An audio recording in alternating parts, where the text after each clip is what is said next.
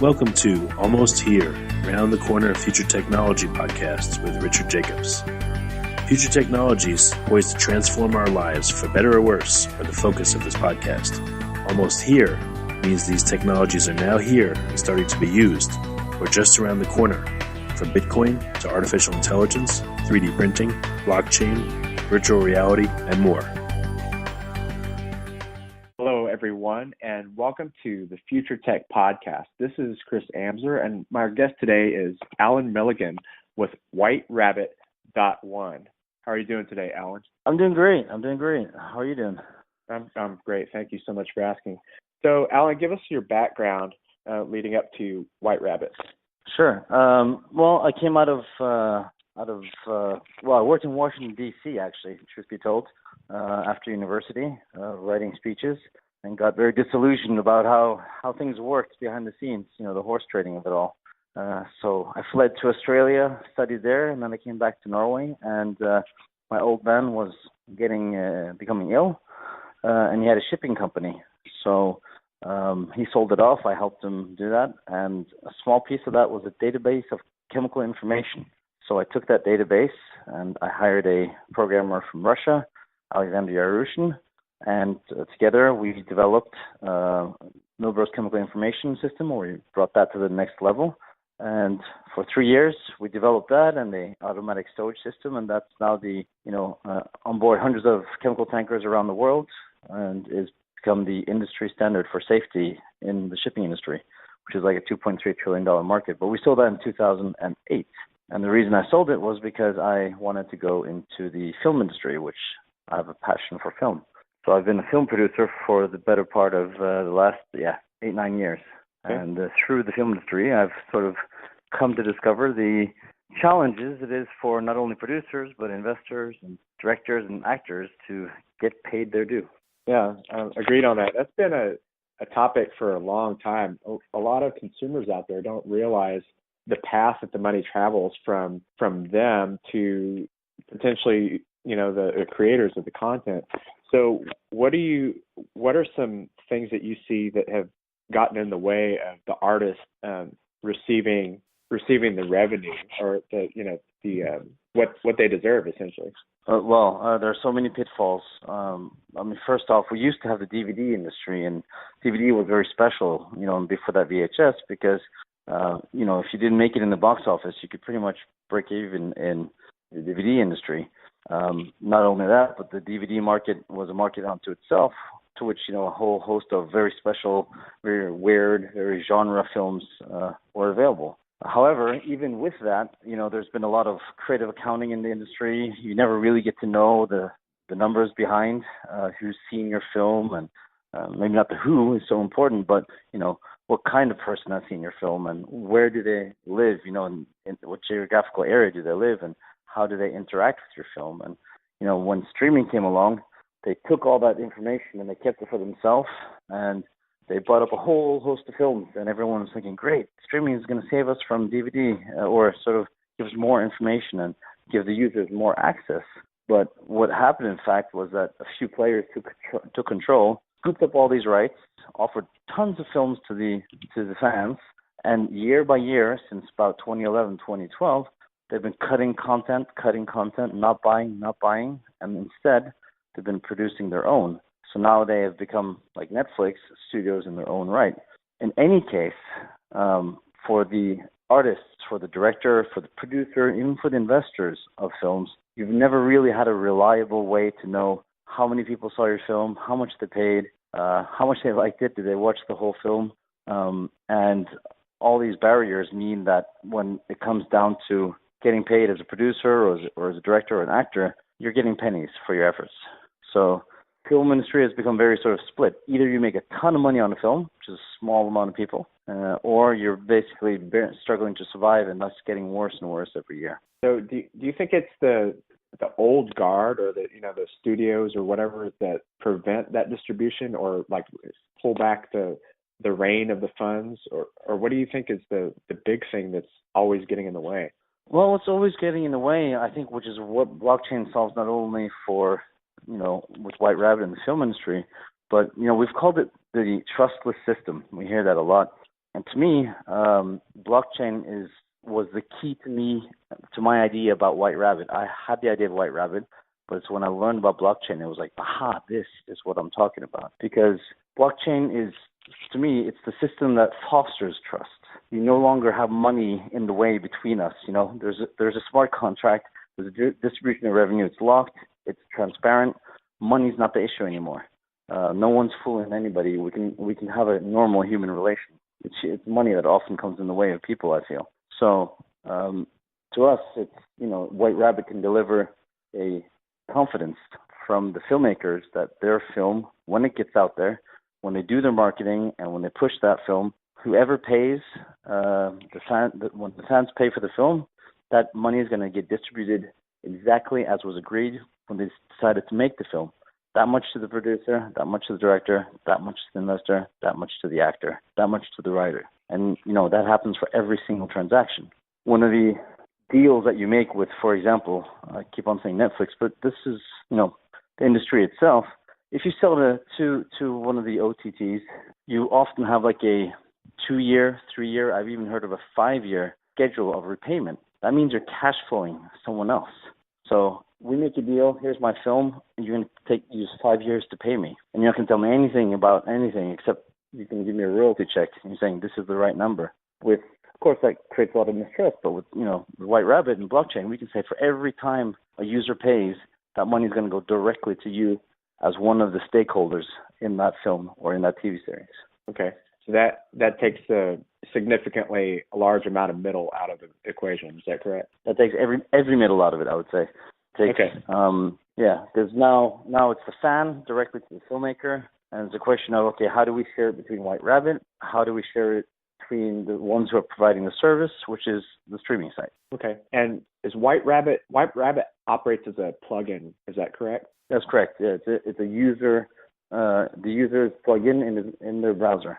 Okay, so I would open my browser with the White Rabbit plugin, and I'm going to go to whatever streaming service I'm going to use, and the plugin kind of operates in the background. Give me some more specifics about how that plugin works. Yeah, so it's going to work on peer-to-peer streaming sites, and what it's going to do is it's going to recognize the content that you have. It's going to make you verify in the first iteration. It's going to ask you to verify the content. In the next iteration, it'll do that automatically. And then you're then saying, okay, I'm willing to pay the $2 for this film. And you watch the film, and the money and the transaction happens. If there's a smart contract between White Rabbit and the rights holder, that happens automatically. Okay. So generally, the smart contract between the two is going to be set up well in advance. Is that right? Yes and no. We are, I'm in the film industry myself. I've just been in Berlin. I've been talking to distributors and sales agents. They're excited. It's been a really rewarding trip, and Berlin is one of the biggest film festivals in the world, probably about number 2 or 3. And people are very excited about this opportunity because we're not making any money off streaming. There's very few people who do. So it's a way for us then to ensure that payment goes directly to us instead of having all these middlemen. Okay, very good. Well, leading into Berlin, I understand there's a lot of excitement in your presentation there. Yeah, there was, and it was great because I'm not sure about if South by Southwest held any blockchain themed workshops and conferences during the festival yet last year, but Berlin now, as far as I know, was the first film festival to hold a blockchain specific conference, and there were several companies there that presented their versions of what they're going to do for the film industry with blockchain. Some specifically to how to set up a film with all the contracts, and then White Rabbit was one of them. So it was fantastic to meet a very enthusiastic audience, very curious audience, and I was so surprised by how many people who hadn't heard about blockchain 6 months ago have become very aware of blockchain and are very keen to look at an alternative distribution model. I've heard people say that, other industries are going to have to do it first because the film industry is conservative. Yes, it is. It's very conservative. Certainly it's very conservative on the West Coast of the United States. However, in terms of Hollywood, for the rest of the world, We need to find an alternative distribution model. We need to find an alternative way to connect to our fans, and we need to find an alternative way to make sure that we're getting the revenue and the income that we should, and providing the fans with opportunity to stream wherever they want. I mean, why should a fan have to go to 3, 4 subscription services, 5, 6, whatever it is, and try to find what they're looking for when it's already out there? Really, 200 million people in Europe today are streaming peer-to-peer. 20 million subscribers to Netflix. So we need to allow the fans to do what they want to do and not force them to become pirates. Just give them the option to pay. Let them show that they're willing to prove their loyalty. And that's what White Rabbit is trying to offer. Yeah, I agree with that. I think I remember back when they were talking about CDs and DVDs, this is definitely prior to anything like iTunes, the distribution and management and most of all the piracy aspect. Piracy seems to be like a big catchphrase that says, oh, everybody's out there doing this and they're all criminals, but that's simply not the case. It seems like there, in quite a few instances, it's just someone that's not having as easy access as they should to be able to view the content that they want. What are your views on piracy? The number right now, it's not just a few, it's 60%. 60% of those who pirate today say that they're willing to pay. The proof will be in the pudding, of course, but they're saying, I pirate, I want to pay, I just can't find this film. I have no access. It's not available in my territory. I don't subscribe to this quote subscription service. I just want to watch the film 2 clicks away. I have places that can provide me that service, but I'm just not able to pay. And of course, you want to make sure, who are you paying to? It's not like you just want to pay anyone, like someone who ripped it off and are going to keep the money for themselves. You don't want to do that either. So we found through these 2 studies by 2 universities, a British one who did a Finnish study, and an Australian one that did an Australian study, 10,000 people were asked, if you could pay, would you? 60% said yes. And not only that, that study in Australia showed that people who pirate and who are willing to pay spend more money on content than other people. So these are not pirates, they're fans. And that's what we need to make sure that they're allowed to become, fans. And we need to make that difference between who's a pirate, they won't pay on principle, and the fan who's willing to break the law in order to watch the films and series that they love. So all we got to do is allow them to prove their loyalty. That's an interesting dichotomy in that definition. So I'm curious to see where that goes. I want to go back to your Berlin, the film festival. You mentioned that a lot of people were curious. What's one of the common questions that were asked by those curious people? How are you going to deal with the rights? Well, we're going to deal with there's two different versions. There's what's happened before, so the libraries, the films that are already out there, and there's the new ones. The new ones are easy. We set up a smart contract. We make sure that everyone who you've contracted to make that film, be that music rights, be that director, investors, are part of that smart contract. And every time they get, someone sees the film, they're going to get paid. They're 2 cents here, the 5 cents here, the 30 cents there. When it comes to films that have been there previous that are out there that people are watching that we don't have the rights to, that's where our token model kicks in, which I think is one of the revolutionary parts of White Rabbit. That is, we don't have the rights to a film. Someone out there does, as they do, 200 million Europeans do every day. They watch something on peer-to-peer, and they say, I want to watch this film. They watch the film. We don't have the rights to it. They offer a token. So they're showing already then we're willing to pay if someone's willing to accept. We call the rights holder, and we say, in the last couple of weeks, we've got 200,000 tokens just waiting for you if you're willing to enter into a White Rabbit contract. They should, if they have territories which they can accept payment from, we can geo-block. We can set it up so that the producer receives the money directly, as he does today, or the sales agent, and they have to deal with the rights issues that they already have. But as soon as they accept that token, and that token has gone into an encrypted distribution pool, as soon as they accept it, they now receive the payment and they receive the metadata, but not any personal data of the user. If they refuse it and say, we don't want to be part of peer-to-peer streaming, or we cannot be a part of it, the token goes back to the user. We have no idea who they are. Neither does anyone else, because they went into an encrypted distribution pool. And then from there on in, we tell the users, we've been in contact with this rights holder. He doesn't want to be part of White Rabbit. Please find a different site to stream White Rabbit from.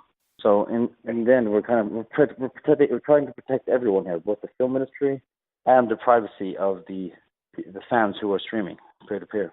Okay, and ultimately you want to avoid that so that you continue getting those consumers hooked up with their whatever media they're trying to see. So tell us more about your token, and you gave us a little bit of the details about how that works. Tell us more about the token. Okay, yeah. I mean, for us, the token is very important in changing the film industry. I'm doing my work. I'm talking to sales agents and distributors. We're talking about 400 films at a time, 200 films at a time. And my ambition is to have the rights to enough films, more films than Netflix are offering today. They're cutting down. Their ambition is to be 50% produced, 50% purchased. They've made 80 films, or they're going to make 80 films this year. So you can imagine that number is going to come drastically down. They want to be HBO before HBO becomes Netflix. That's what they've said. So for us, the token is that fan-driven changing the world. When the fans are watching a film, they find a film, they love that film, they're excited about that film. Maybe it's like a niche film that has just like this sudden popularity with a certain type of people who have certain interests. We're able to collect those tokens, and film by film by film, we're able to talk to the producers or the sales agents and distributors and say, look, I don't know who these people are. It's encrypted. You're not going to know. I'm not going to know. I don't want to know. But we can offer you these tokens. This is more money that you're going to get from any other deal. Are you willing to accept this new business model? So for us, the token is kind of the fans voting for the films that they want to see peer-to-peer and that they want to have access to, and that probably don't have that much revenue today from streaming revenue today. So for us, this is like the huge importance of having the fans help White Rabbit change the film industry to not allow a monopoly on digital streaming. I mean, how many players in the global streaming field do we have today that are sort of accepted as legal? You have Netflix, you have HBO, you have Amazon. That's them not. They have a stranglehold on distribution. We need to have competition in distribution so we can allow for niche websites, Nordic noir films or Korean action films or Asian action films or whatever, websites are going to pop up there, films that just for the music fans, music and film streaming sites. Because having a closed server subscription where there's buyers who choose which film are allowed to be given to a global audience, that's monopolizing. Allowing and sharing revenue with streaming sites who have all the intention of respecting the rights holder, who offer a supreme service to the fans with a fantastic user interface, who are investing in R&D for recommendation algorithms, who have a clear branding. That's what we want to support. And that's kind of the alternative industry we're trying to help build up through the token. Okay. What's your roadmap and where are you in that right now? Right. So we are working on our MVP. We've been very focused on that. We will be releasing that before the token sale. The token sale is going to be happening in the end of this quarter, beginning of next quarter. And we should be ready with our product launch in the third quarter 2018, so this year. Okay, very good. Real quick, what do you feel like is your biggest challenge so far in that roadmap? Well, the biggest challenge has been what's the reaction of the film industry going to be? How are they going to look at peer-to-peer? You mean piracy? We're going to reward the pirates? I think we've come beyond that. That was the big revelation for me now in Berlin, was that the film industry has gotten beyond that fact, and they understand now that their competition, Netflix used to be the distributor, now they're the competition, they're studio in their own right. And Netflix are producing great content, don't get me wrong, I dig a lot of Netflix series. I'm just trying to offer an alternative for everyone else. And I thought that the film industry would be very sort of, I don't know about, what is this blockchain thing? What is this peer-to-peer and trying to monetize on peer-to-peer. But I have to say, some of the biggest players out there, the older guard, as we might call them, people above the age of 50, they were loving it. I guess a successful ICO is the biggest challenge right now. Okay, excellent. Where can you mentioned the Berlin Film Festival, and you kind of mentioned South by Southwest. Where will we see you again in the future? Yeah, I believe it's Coin Agenda in Puerto Rico in March, I think is the next one. Okay, well, very good. I believe so. Yeah, and then there's South by Southwest, and then in May we'll be in Cannes, and then we've done the token sale. Hopefully everyone out there has loved White Rabbit. Our mission has loved the MVP, has invested heavily or contributed well into the token sale. And we can go to Cannes and we can start picking up some films for White Rabbit and the fans out there. Well, excellent. Well, Alan, it's been great chatting with you today. You have any final thoughts before we wrap? Nothing other than that it's been a pleasure talking to you as well. So thank you very much for letting me talk about White Rabbit. I appreciate it very much. Yeah, definitely. Alan Milligan with whiterabbit.one. I want to thank you, everybody, for joining us here today, and we'll see you next time on the Future Tech Podcast. You have been listening to Almost Here, Around the Corner Future Technology Podcast with Richard Jacobs. Subscribe to this podcast, post a review to discover more future technologies that are poised to transform our lives for better or worse, such as Bitcoin, artificial intelligence, 3D printing, blockchain, virtual reality, and more.